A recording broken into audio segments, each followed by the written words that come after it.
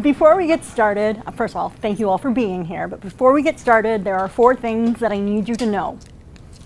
They are, I will say crap, crappy, and crappiest a bunch in this presentation. I will try to make that the most vulgar thing I say.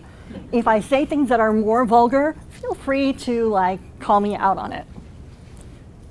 Number 2, there are citations in the back of the deck. The deck will be posted online on SlideShare. I'll have a link to it on my Twitter, which is Wendy Woohoo. It has a big chewy reading list for all sorts of big brain stuff, and we'll also have longer citations for all of my pictures that I've used. Number 3, if you are somebody who did not watch the This Is Us season finale that was much hyped and came on right after the Super Bowl, be aware there are spoilers for the This Is Us season finale. And I will try to preface them by saying the spoiler is coming in case you want to zone out for a little bit. Number 4 is, of course, the most important. It's a truism of all my talks. Chocolate is for people in the front rows. I have a bag of assorted full-size chocolate bars that I'll start here. Send it around, grab the chocolate you want, and if there's extra chocolate, it might hit the second row.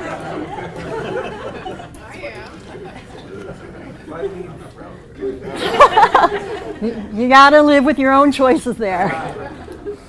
So with these things in mind, I want to say that we, as information architects, as user experience people, as content people, as designers, we can be proud of our work.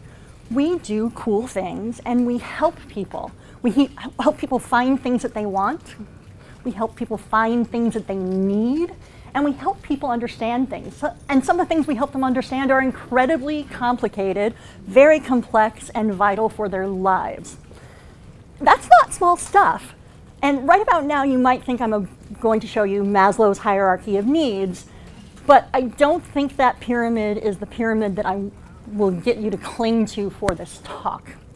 Instead, I have a different visual for you to put in your head and carry with you while we're talking today. And that is a crapometer.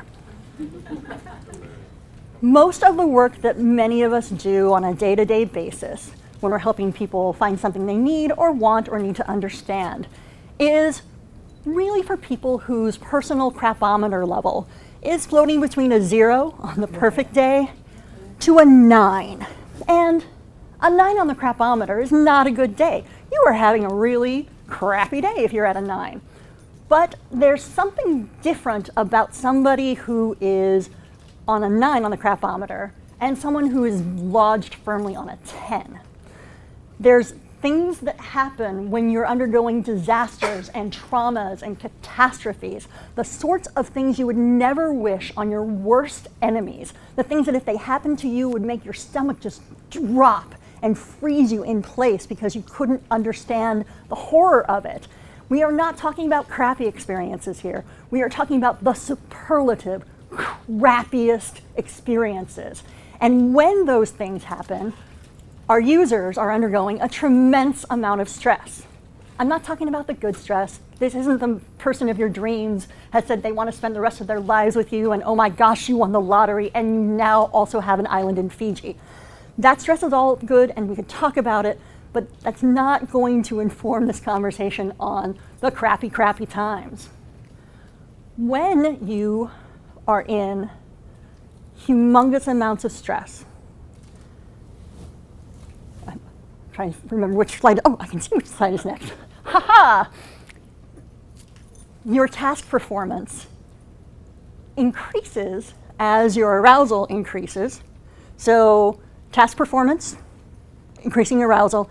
As you're going along, the more and more stressed you get, the more and more you're being involved in your task performance until you hit a cliff, which I am calling around a 9 on the crapometer. And when you hit that, your ability to complete tasks goes way down, way fast. We withdraw from our tasks that we were just a moment ago able to do very well.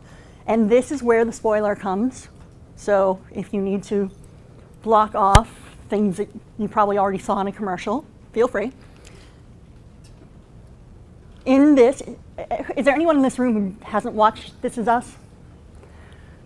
Okay, this is Rebecca. Rebecca has had a night that was firmly at a 9. Her house has burned down. Thankfully, her family has escaped. Her husband even went back into the house and got their dog out and the photo albums of their marriage and their children's birth and all the pictures of their children. So her 9-day is starting to go down to an 8, a 7. They're in the hospital because her husband got some burns when he went back in to get the dog. She goes off to get her first bite to eat of the trauma. And while she's standing there, chocolate in hand, a doctor walks up behind her and says, "I'm sorry, he didn't make it. Her husband has died." And her 7 or 8 goes straight to a 10.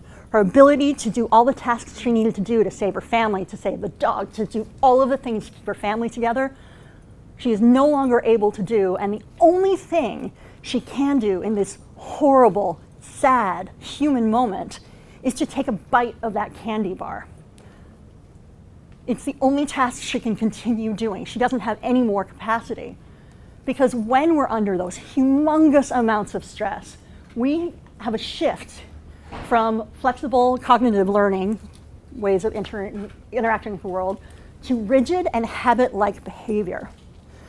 And you might wonder why I'm talking about this. I'm talking about this because when we have users who are going to be in these awful situations, we need to, if at all possible, have them already have rigid and habit-like behaviors at the ready so that they can still continue to do tasks that are going to help them. So, how do you get rigid and habit-like behaviors? One of the biggest ways to do it is to drill. And if you want a good example, you can look at fire drills. We know that in a fire, we want people to be able to leave wherever they are efficiently without freaking out and not making things worse. So this is the Lafayette Schoolhouse in Lafayette, Oregon, and this is their fire escape. So every month, the bell would ring, and the students would stand up, walk out of their classrooms, hop out the window, and slide down the slide. Rumor has it that the children loved their fire drills, and the teachers not so much. But this sort of behavior, repeated often, drilled into us, gives us a much better chance to survive in that stressful situation of a real fire. And that covers part of it. We can design drills. Lord knows we have military drills, we have EMTs drill things, people who are going to go through horrible things and have to do highly complicated tasks, drill them all the time.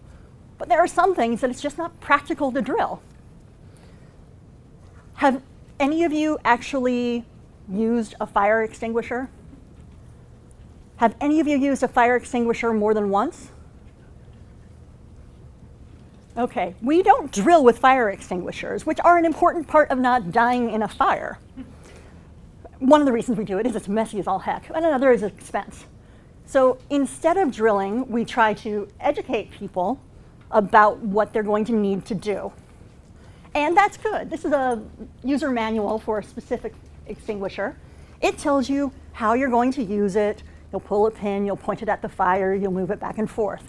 It tells you how to care for your extinguisher, where you should put it next to other things so it's at the ready. It tells you how to recharge it and when it's time to get rid of it.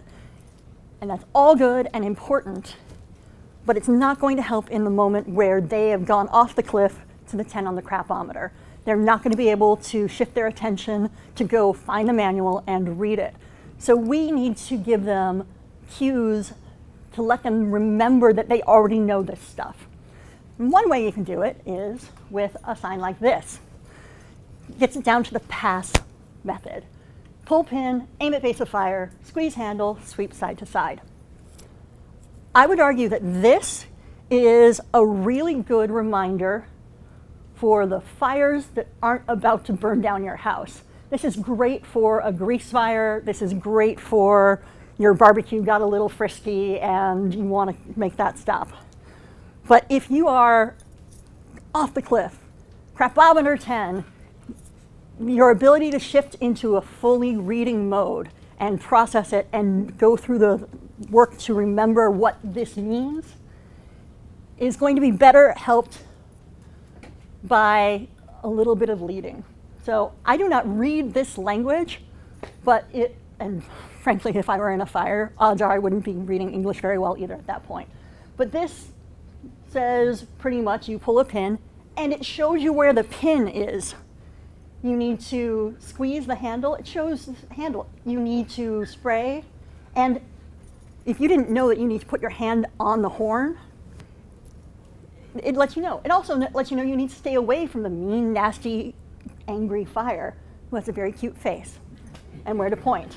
So when we're designing stuff that's going to be used by people who won't have drilled in the behavior, we need to make sure we can give them links to remembrance so that they can feel competent and remember the training they've had or remember similar situations so they can adapt their behaviors. There are some times where we're not drilling behaviors and we can't guarantee that our users have had anything that they can draw on to remember. Things like filing a car insurance claim. And I'm here to tell you sometimes it feels like I have drilled that to death. A couple years back, a derecho came through my neighborhood and sent a big tree branch through the windshield of my brand new car. Seriously, I just picked it up that week. And I, being a person of my time, ran out with my cell phone in my hand because I was going to take a picture of the horrible, horrible time and share it on social media. And then I saw right next to my camera my car insurance app, and I opened it and it's like, car accident, upload photo. And I had just taken the photo and could start the claim right there. It layered on a task on top of a behavior they already suspected I would be doing, which made it easier for me to do it and also got them better information because I was not at a 10, it's a car. I wasn't in it when the tree came through. But I was high enough on the anxiety curve that I would not have accurately been able to describe what the hell was happening here, what the crap was happening here. The tree branch is actually inside, and trying to take it out was a trick, I'll tell you. So layering on behaviors can help when we can't have faith that people have had a similar experience. It also helps if you really know the tool in advance. The wildfires in California this past year were really bad, and lots of people were evacuated. And when you're evacuated from a fire, you are outside of immediate danger. So you might not think you're at a 10, but you don't know what's going on in your neighborhood, your street, your block, your house. Is your stuff all gone? Is that part of your idea of yourself intact still? And Google Maps has this great thing that has the unfortunate label of crisis maps. Talk with me afterwards about why I hate that label. And they take their map, which people are used to using. They're used to finding where the new restaurant is, how to get to the dog sitter, where the traffic is. And they layered on large amounts of data showing where fires were burning, which fires were out, which fires were mostly out. They had, you could drill down all the way down to your block level to see if your house was being affected. And they also layered on information about where shelters were, which shelters had room, which shelters would let you come in with animals, and where you could find gasoline still, where you could find water. They did a lot on a tool that people already had on their phones and helped people feel more in control. I say it that way very specifically. These people were not in control. There's nothing that having this app did that made their house any safer or any less safe, but it gave the sense of control, and that is really important, not so much for task performance, but for cognition. And so if someone has an internal locus of control, which I will not say more than once, they think that they can have a positive impact on the situation around them. They have a way to affect things. That helps you be able to process information in a way that looks like our good old friend, the sitemap. when you think you have a sense of control over the situation, you are able to look for information in big buckets, filter down to smaller buckets, and through that sort of chain, get down to the granular information that helps you understand what is going to help you with your immediate need. It's a fairly awesome thing. And Lord knows if you've ever done a sitemap, you have done something like this to help people who have a sense of control find information. When you're under immense amounts of stress and you feel like you do not have any control, it shifts. It inverts. People are no longer looking for the broad categories and doing the work to filter down. This is a problem because the filtering down process helps us evaluate the quality of the information and can get us to get out of wrong or inappropriate or not helpful information more quickly. If you're not starting in the big categories and you're just being bombarded with all of the granular bits, you may seize on to some of the bits and think you have all the information you need, and it might not be good, accurate, helpful, reliable data. So let's see how that plays out. This is in Wales.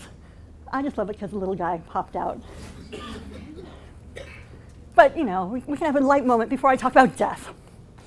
So if you have ever had to plan a funeral, there will be a moment where you walk into a funeral home and they want to sell you a casket.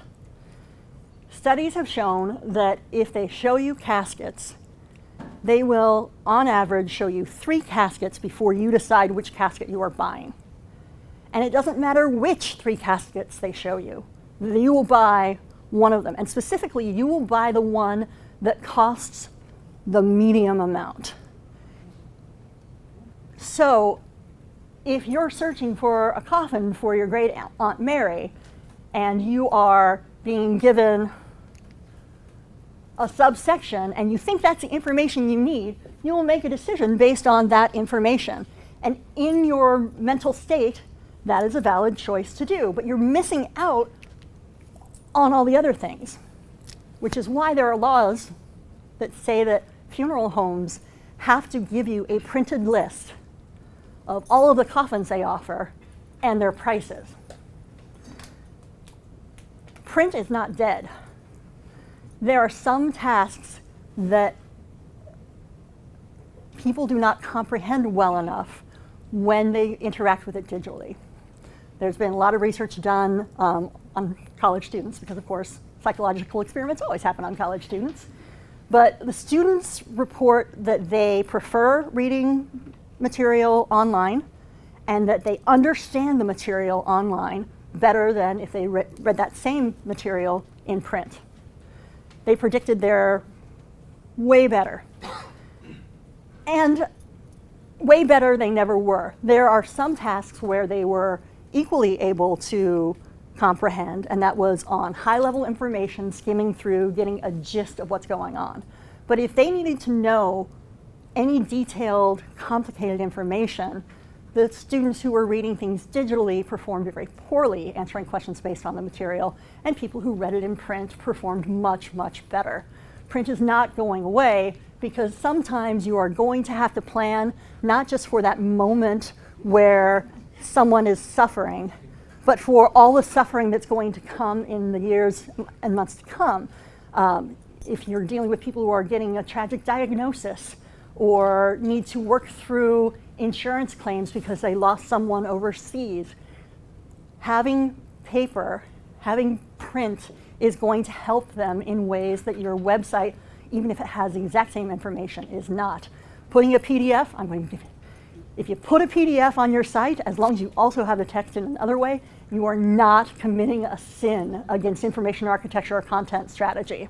You are actually helping people make sense of the insensible. Any Glee fans? Those were pamphlets in the counselor's office in Glee.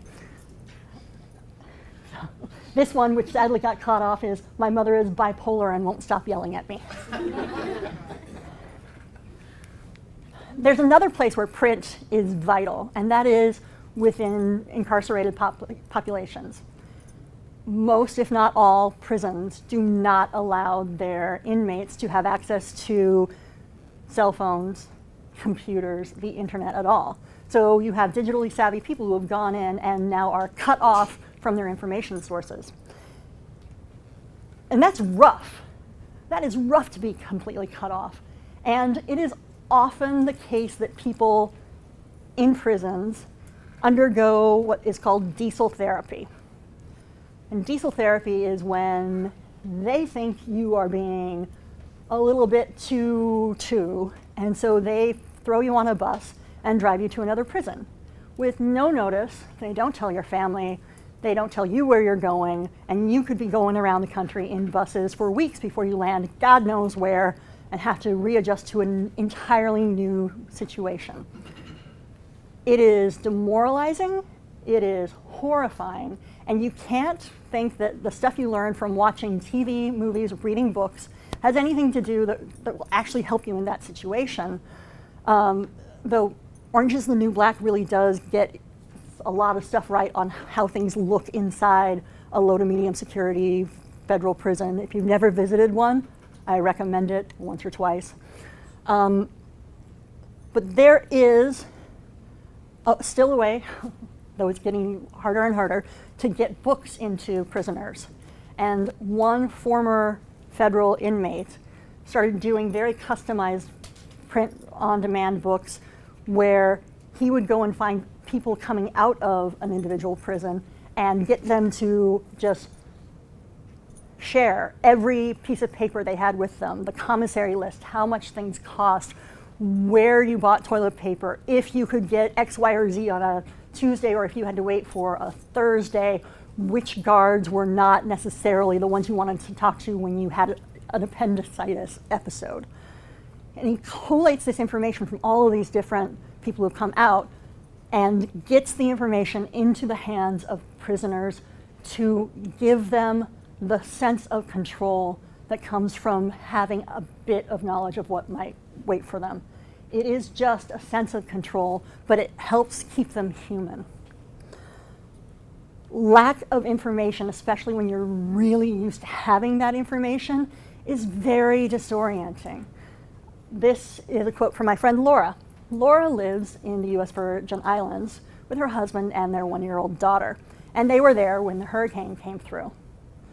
Now they went from a crap level of, they have a toddler about 2, maybe 3, to a solid 8 and 9 when they were planning for the hurricane coming through. They did everything they were supposed to do. They were performing the tasks like they were on the upslope of that curve. They got food for 2 weeks, water for 2 weeks, diapers for 2 weeks, formula for 2 weeks. They got the plywood and pounded it on the door, and they got through the hurricane. There was a moment, there were many moments where they thought that wasn't going to be the case, but yay, they made it through. And then all of that planning, all of that tasks, it wasn't enough. There was no way food was going to be coming in. There was no way water was getting in.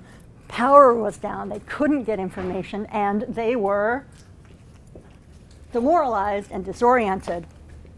I'll actually show, right there's her little baby. They heard a rumor going around the island that there was going to be a boat coming from Puerto Rico that would take some families with children off the island before the second hurricane came through, and that they should show up during, not quarantine, curfew. So they should break the law and show up during curfew for a chance to get off the island. It's hard for you to evaluate if that's a good idea when you don't know if they're actually enforcing curfew, or if the boat is actually coming, or if the next hurricane is actually coming. And the only way Laura was able to get the information she needed was she had people outside of the island doing all of the top-down scrounging for information, validating the information, finding the true facts, and sending them in little tiny text so that if she got a tiny window of connectivity, she could know what she needed to know. And it came through with information like a breath of fresh air. Sometimes we're not helping Laura, we're helping Laura's helpers. And this is stereoscope. The people who help people in those hard situations are still able to think broadly and filter down and evaluate the source of information. That's vital. How many of you have seen this ring theory of support for people going through hard times? I see a little recognition and a lot of not. So let me walk you through it. Silk and a man whose last name I don't remember but is in my notes came up with this ring theory, and it says that when someone is aggrieved or afflicted, they're like the point at the center of a ring of concentric circles. And each ring going out is a more distant level of intimacy. So the earlier rings are like your significant other, your parents. As you go out, then it's your true friends, and it might be your coworkers and your broader society. The thought is that to actually provide good help, anyone who is on a closer in ring can dump out. They can vent, they can cry, they can yell, they can express their pain, they can tell their story to anyone who is on a circle wider out than they are. If you're on a wider out circle, you can funnel support and information and care in. That is your role. That you're not there to vent about what happened to your mom who was in a similar situation. You're there to support the aggrieved and afflicted person. And of course, if you're in a middle role, you can do both in different directions. I would say that we fall outside the looky-loos and their broader society. I would say that if we put us on here, we're the very outer rim. We are the ones who are getting information ready that can then be used by the inner circles to flow in comfort and support. But once you put yourself on this chart, you have to start thinking of yourself as a helper too. So we don't have to just help their helpers, we have to help us. You are one of the helpers in these horrible situations of these lives. You may never meet the people who are at crapometer level 10, but you are a vital part of their support during that time. And that comes with risks. We are highly empathetic people. It is why we are good at our jobs. But our empathy comes at a cost. And that cost is often compassion fatigue and vicarious trauma. Let's take a deep breath. Originally, I had a picture of my dog after this one because we're going to talk about some even more heavy stuff. Feel free to tune out if any of it gets too heavy. There are two main ways we can fight compassion fatigue and vicarious trauma, and they overlap in many ways. But one of them is corporate care, the stuff that our companies and organizations can do for all of us and all of the employees to make it less bad, and self-care. There is overlap, we'll talk about that, but let's get into why I broke it down this way. This is a compassion fatigue process. If you are not stressed out by the fact that this was clearly done in Visio, you're a better man than I gung it in. So the compassion fatigue process by Figley, who is a big post-traumatic stress disorder guy, highlights the things that make us good at our job, our empathetic ability, our ability to be concerned, our ability to be detached, and the sense of satisfaction we get from our work. It shows inputs of exposure to suffering, which mingles with our empathetic ability and concern, and gets our empathetic response, which is where we're able to really start working with our people and putting ourselves in their shoes. And that's all well and good, but our sense of satisfaction and detachment help us process our response, and we will have some residual compassion stress. That's all well and good. But it can tip from residual compassion stress, which sounds like it's maybe going up to a 6 on our crapometers. When it starts going to prolonged exposure to suffering, other life demands, and our own personal traumatic memories, we can hit compassion fatigue right quick. And our companies can help us avoid prolonged exposure to suffering, other life demands, and the effects of our traumatic memories to keep us from hitting there. And so how can they reduce our prolonged exposure to suffering? How many places that you work have an employee assistance program, an EAP? Not enough. If you get a chance ever to talk with people in HR, talk about getting an EAP so that you know that there are people you can talk to about your work and about what it's doing to your mindset. If your company doesn't have an EAP, they can be very clear that you have the ability to take time to see a therapist or to do something else that removes you from the stressful situation every once in a while. The prolonged exposure to suffering. If we're working on stuff that is going to be used primarily by people who are suffering, we're going to be exposed to that suffering, but we can plan to not have it swamp us. One of the ways we can do that is if you have an IRB board. Anybody have an IRB board? No! Okay, well, if you had an IRB board, I'd say they are probably already looking out for you to make sure that your participants in your research studies are protected, but also the researchers are protected. Without an IRB board, you gotta talk to the people who are helping you put together the plan and advocate strongly for breaks between your research sessions, breaks between your meetings talking about this heavy stuff. You can build it in. It might mean that your schedule gets longer, but that is a small price to pay to keep you, the researcher, the designer, from breaking. If you break, you are not doing the final person any good. So it is in the business's best interest to keep you whole.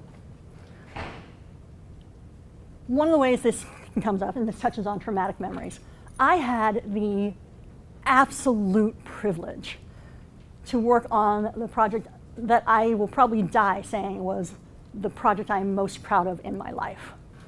And it was an app for college students who are survivors of sexual assault. I'm very proud of that app. And not at all completely horrified by the fact that it is still in use and still gets so much use. But when we were designing it, we were hitting up against traumatic memories and prolonged exposure to suffering. And we would have situations where we're like, okay, so we're holding phone. I've just been raped and I'm going to do, wait, what? As we tried to be empathetic and take shortcuts by saying, I'm the user, I'm doing X, we were putting ourselves into a very emotionally vulnerable spot. And doing that over and over for days on end was making our team just distraught. And the distraught team is not going to build a product that's going to be any good for the people who are actually doing the traumatic suffering. So, this is not just something we deal with.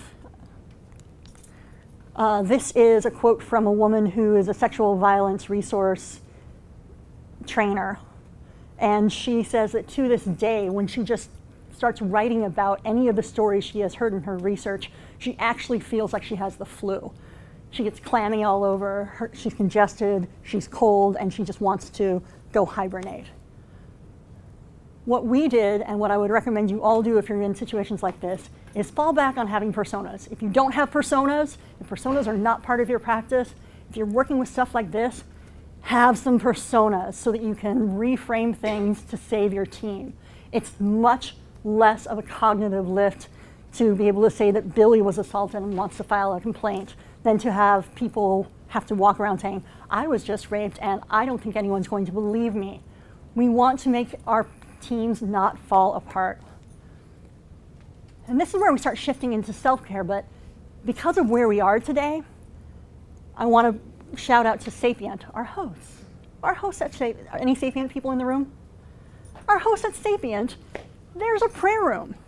And self-care doesn't have to be prayer, but taking time in a quiet space to pray or to meditate or to do some yoga or to do some reflective practice can really help you get through these projects that have the risk of harm. You can also get outside. I'm not saying you all need to go do the Camino de Santiago, though you should all go do the Camino de Santiago. But get outside, move your body in ways you don't in the office. Breathe air in ways you don't in the office. Take some time away from people and be with something hopefully as cute as Sancho in the snow. Because I will tell you one thing, Sancho in the snow is never going to be the one who is going to be like, yeah, it really sucks when we're talking about people who are getting raped and all we can do is come up with an app. That's not really going to help anybody. Sancho's not going to bring the self-doubt. He's going to bring the joy and the love and the getting yourself out of your head. Bye, Sancho. And one of the best self-care techniques is one of the hardest. Sometimes you are going to have to say no to a task or a project. And I know that's hard, especially if you're in a small shop and you don't have a deep bench and there aren't other people who can pick it up. Or if you're a single practitioner and you really want to do this app, but for some reason or another, you are not able to at that point. There have been times in my life where if the sexual assault survivor app had come across my plate, I would have had to say no, both for myself and for the end user, because I wouldn't have been able to deal with it emotionally. My own traumatic memories would have popped me into the compassion fatigue far too quickly and would have truly imperiled the project.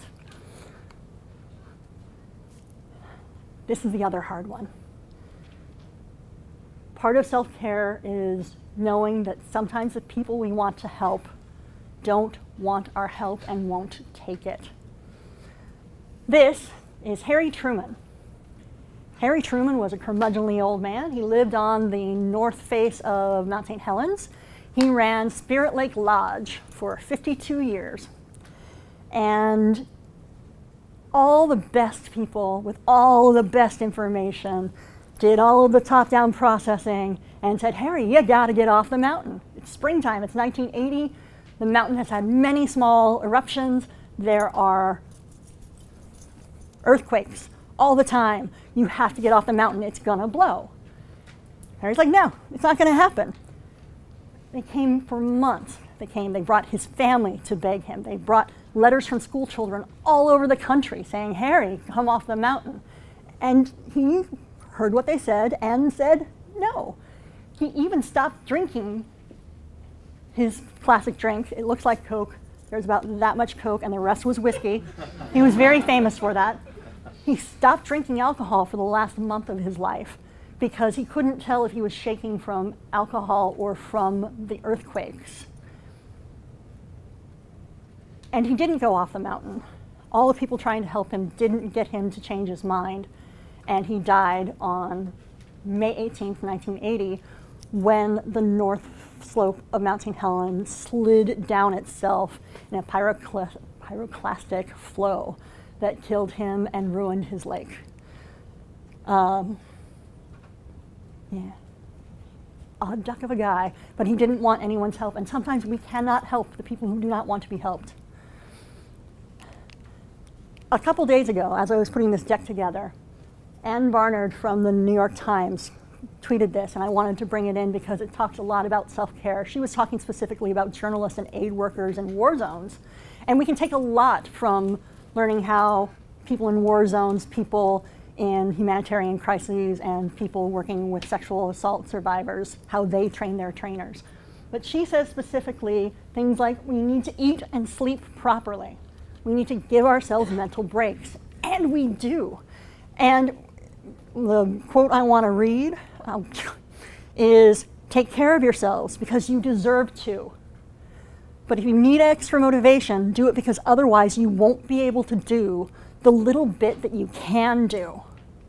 And we can do things.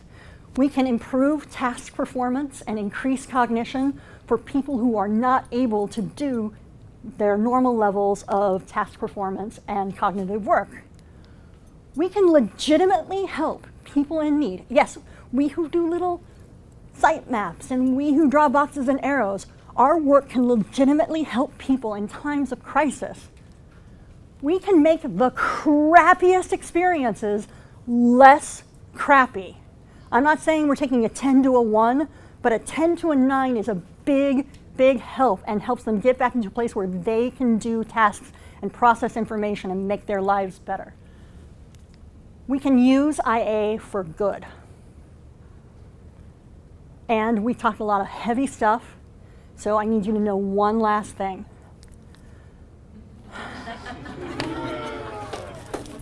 Chocolate is actually for everyone because we've talked about a lot of heavy stuff. And I'm not taking any of this chocolate home, so please do eat whatever chocolate you want. My name's Wendy Stengel. I'm wendy.stengel@gmail.com. I'm Wendy Woohoo I'm Wendy Woohoo at Twitter. And when I get the deck up, you'll see I have a reading list for brain stuff, talking about how we learn, and empathy stuff, talking about how we need to take care of us. And there will be more information about all the pictures and even more nerdy stuff. Questions? Thoughts, concerns? Is someone not getting the chocolate of their dreams? You haven't gotten chocolate of your dreams yet? Get the man some chocolate. No, I was wondering, why don't you like the name crisis maps? I don't like the name crisis maps because lots of the stuff on the maps is not a crisis. The fire is out is not a crisis. There's a bit of traffic on a road, not a crisis. There's a cloud bank, not necessarily a crisis. And until you have drilled down into your neighborhood, if you zoom out and you have everything activated on the crisis map, the whole thing is a crisis. Everything is a crisis. And that sort of mindset takes people who are hovering at a 9 and can tip them into a 10 because everything is too big and too crisisy. It can adversely affect their ability to then hone in on what they need.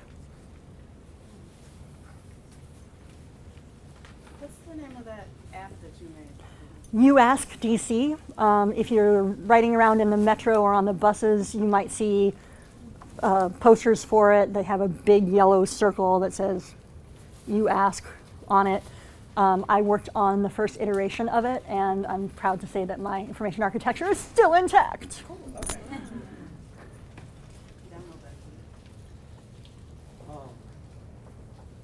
I watch people that are maybe college students now navigate devices, and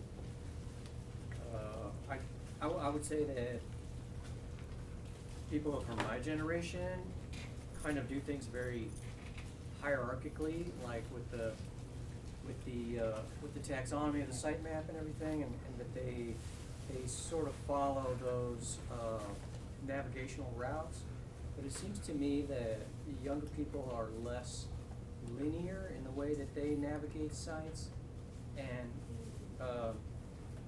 I guess my question is outside of the high stress situations, just in a normal daily operation, would you say that you could agree with that younger people seem to be able to move in a more logistic fashion versus a linear fashion? Because I feel like older people, they move very linearly through navigation. But when I watch younger people, they're able to like pick up these little things in the corner, and they do it really sort of. I'm going to accept a lot of what you're saying and strip out one bit. I don't think that it is age per se, because age is not a reliable proxy for technical abilities or preferences. But everything else you're saying is true. There's people who, whoa! Oh, yeah, bad Wendy. I will take that off later. I think yeah. I'll go right here. I'll go right here. There are people who think in lines. There are people who navigate through trees. There are people who think in circles. And there are people who think out from a center in bursts. If anyone knows what those diagrams are from, A Wrinkle in Time? I think that we tend to focus on people who can navigate this way, but people who navigate this way are more like the second group you were talking about. They can go off on any angle. Yeah. I'll never work at Sapient now.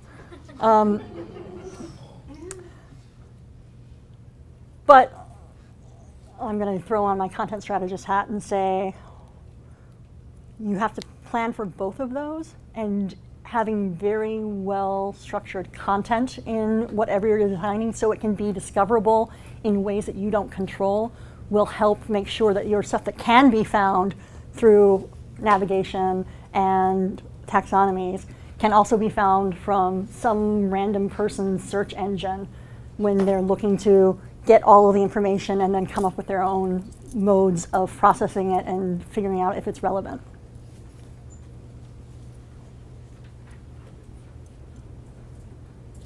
Wendy, Dan. some of my crappiest experiences are about the technology itself. And this is maybe a 6 or a 7 on your crapometer. And if I really think about it, it's like, oh, Amazon shipped me the wrong thing, which is a real pain in my ass, and now I have to disrupt my whole schedule to go figure out a return, and it seems more crappy than it is, but we also see examples today of technology enabling a lot of really, really crappy things, experiences. So I guess my question is, what do we as designers do when we're not dealing with a external crappy experience, but we're trying to prevent ourselves from designing experiences that could turn crappy? And I think I exceeded the crappy quota. I think that you did very well with the crappy quota, and I would offer you chocolate, but No, it's, oh, a chocolate for you, Dan. He has the whole barrier.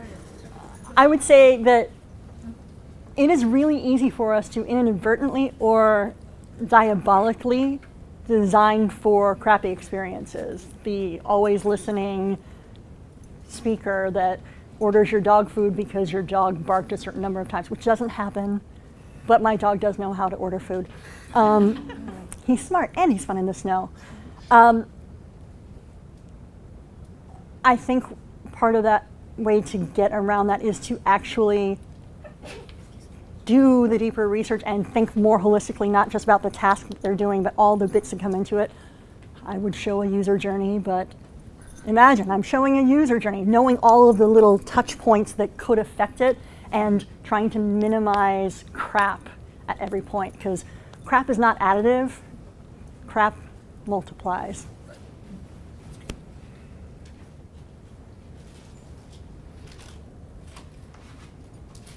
Do you think this kind of crisis mentality can be used in when the system goes down, having preparing users what to do in case something like that happens, or how the response should be? Where I work, when users go down, that is a crisis mode. Oh yeah, I work at the Library of Congress now. When systems go down, it is everybody's crisis moment. And one of the ways we deal with that is everybody has printed out memos of what you should do when it's down, because you can't report the system being down because the system is already down. You can't report that the phones aren't working because the phones aren't working. So there are checklists of basically stay calm, find your seat, just chill. I don't think it's the best and most effective way to talk to 4,000 professionals who are vitally concerned with their information systems, but it's what we have. And I wish I had an answer for how I would design it differently. Oh, I do have an answer. I would plan for people to be able to work outside of the building and not rely on individual systems so much. But that's a fight for another day.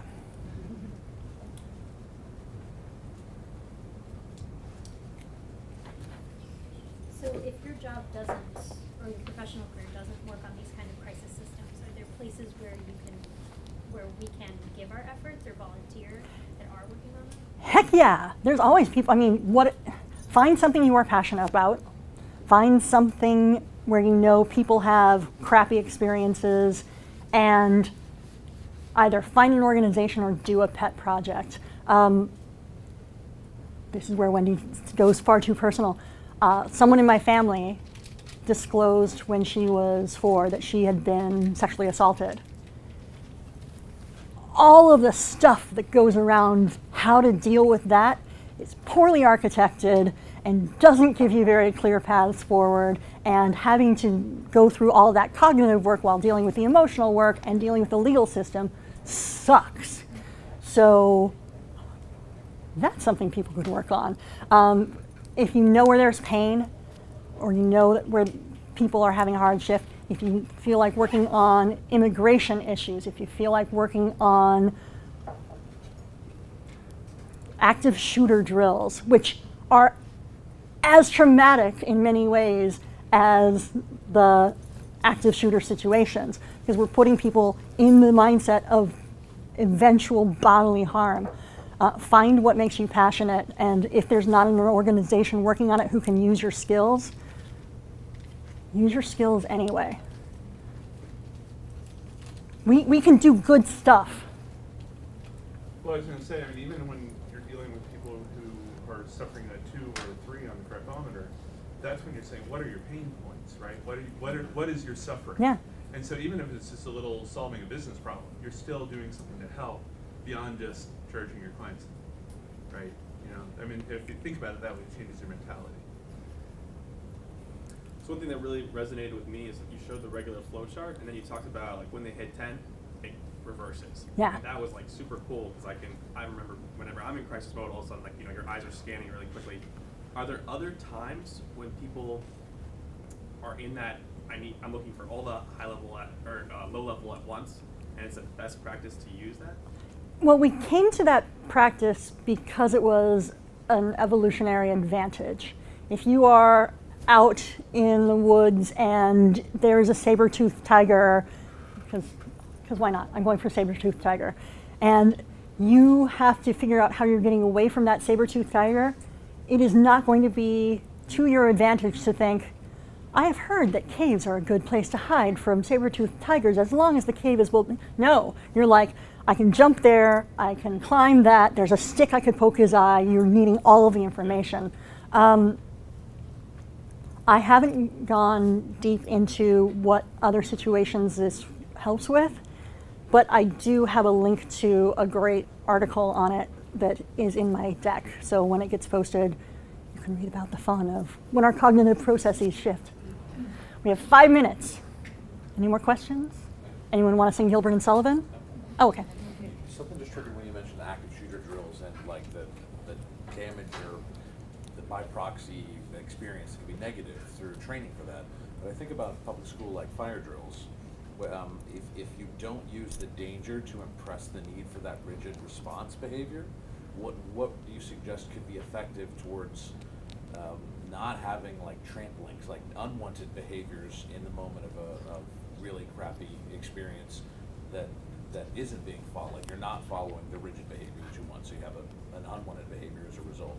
If you're not using the danger of it, what takes the place of making it important to people? Well, I'm going to go back to my school drills, which involved leaving the building or getting out of a wrecked school bus. And who opens the window and who opens the back window and how do you help people down?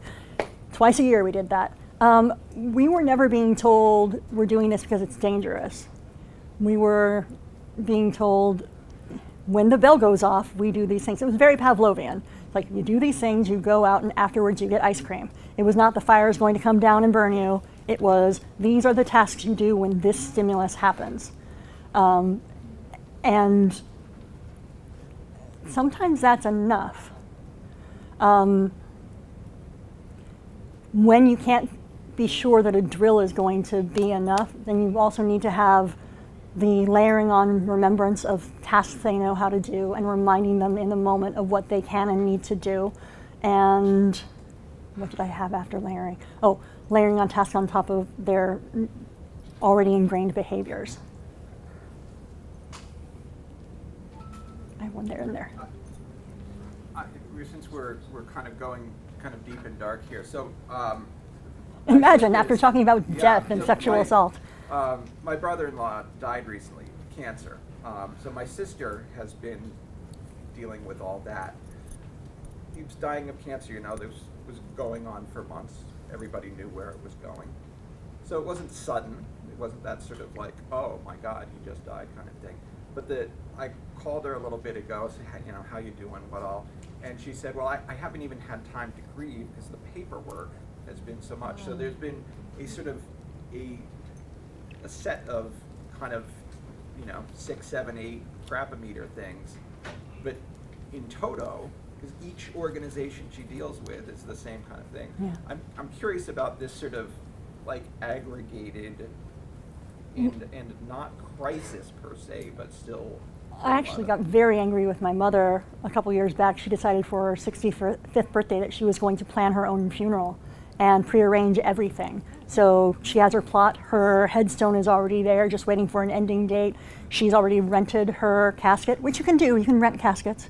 She's like got it all planned down to the T. And when we found this out, we're like, well, yay, proactive.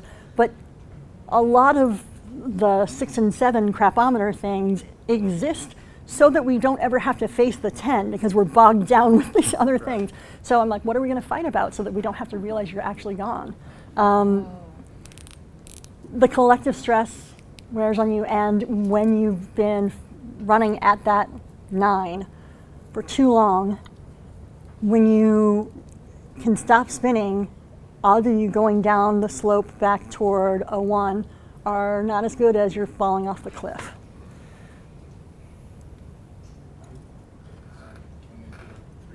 One more question? I came to IA and UX from being in the aviation industry, where part of my job involved reading reports of air accidents and summarizing them. And something that struck me a great deal that was very strange about that business is that if pilots or passengers are given ambiguous information in an emergency, and it leads to some catastrophic results, the standard assumption is that the people weren't adequately trained. Not that hardware or systems didn't use basic IA principles, what we would understand in this field, but that people need more training, or if they're passengers, we know passengers are irrational and will do the wrong things in an emergency. And so how do we as UX practitioners persuade clients or creators that this application or this website or this software needs to take into account people who do not have a lot of specialized knowledge about that thing, as the client might already, and we have to design to reduce ambiguity and make paths very clear. I found a really good reading that's in the back of my deck, and I'll post the slides that talks about that where I got a lot of the stuff I was talking about with the fire extinguishers. Okay. So look for that, and if you can't find it, reach out to me on Twitter or email and I'll get it to you. I have a little comment about the fire extinguishers. So it's kind of a public service announcement about fire extinguishers / comment. But I think the pass method obviously is a good way to remember. But if anyone's ever used a fire extinguisher and it's unused, there's a little zip tie keeping the pin in. So if you're wanting to put out a fire and you're pulling it, it's kind of hard. You're like, oh my gosh, it's not coming out. You're not going to think, I need to get scissors or something.